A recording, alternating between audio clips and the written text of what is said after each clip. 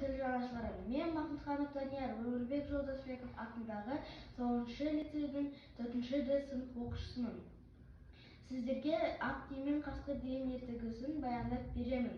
Қабыл алыңыздар. Ақ тиін мен қасқыр. Bir күні ақ тиін бұтақтан бұтаққа қарғып жүріп, ұйықтап жатқан қасқырдың үстіне құлайды. Қасқыр қарғып, оны жегісі келеді.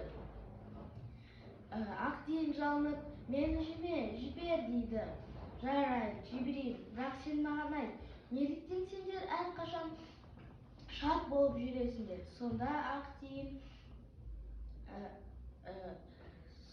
тиін, мені жіберіңіз, содан соң айтайын, әйтпесе жүрегім дірілдеп сөйлей алатын емеспін дейді.